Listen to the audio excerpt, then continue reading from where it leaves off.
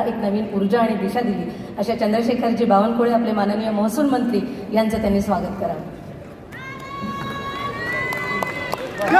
मला असं वाटतं की याच्यासाठी जरा अधिक टाळ्या वाजल्या पाहिजेत।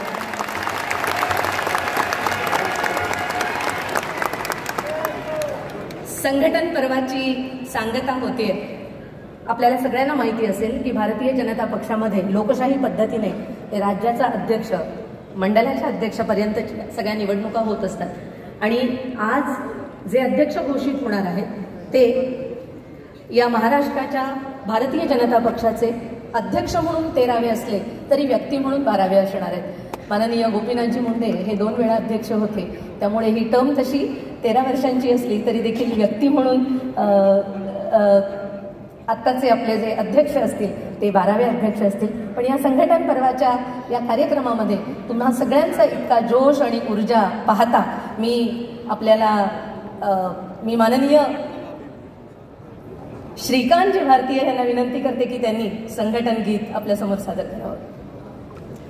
एक नवीन गायक आपल्यापुढे प्रस्तुत होतोय। भारत माता की जय, वंदे मातरम। की मगाशी गीत म्हटलं तेच म्हणायचं।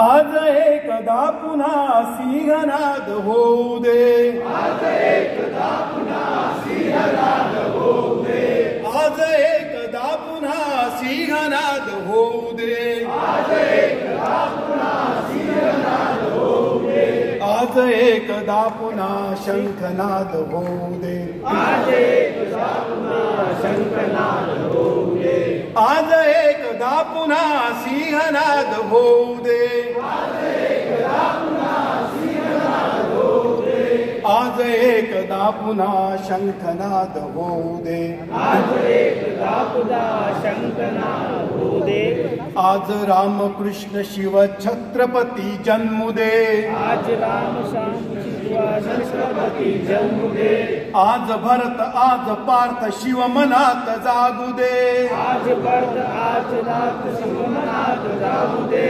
कुरुक्षेत्र भरत भू पुन्हा पुनीत होऊ दे, कुरुक्षेत्र भरत भू पुन्हा पुनीत होऊ दे, आज एकदा पुन्हा सिंहनाद होऊ दे, आज एकदा पुन्हा सिंहनाद होऊ दे, आज एकदा पुन्हा सिंहनाद होऊ दे, आज एकदा पुन्हा सिंहनाद होऊ दे, आज एकदा पुन्हा शंखनाद होऊ दे, आज एकदा पुन्हा शंखनाद होऊ दे। शिवछत्रपती शिवाजी महाराज की जय, भवानी जय, जय जय जय जय जय भवानी, जय जय जय जय जय शिवाजी, छत्रपती शिवाजी महाराज की जय।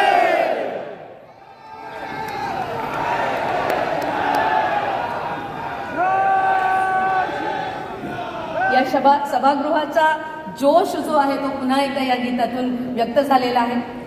चंद्रशेखरजी बावनकुळे, देवेंद्रजी, शिवप्रकाशजी, अरुण सिंगजी आणि राष्ट्रीय महामंत्री विनोदजी असे सगळेजण पुष्पगुच्छ देऊन त्यांचं स्वागत करतील।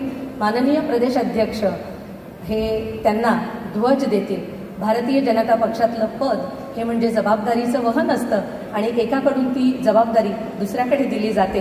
त्या जबाबदारीचं वहन करण्याकरताचा भारतीय जनता पक्षाचा जो झेंडा आहे तो आपले पूर्वीचे अध्यक्ष नवीन अध्यक्षांना देतील। हा संपूर्ण कार्यक्रम जो आहे तो 10 ते 12 मिनिटांचा असणार आहे।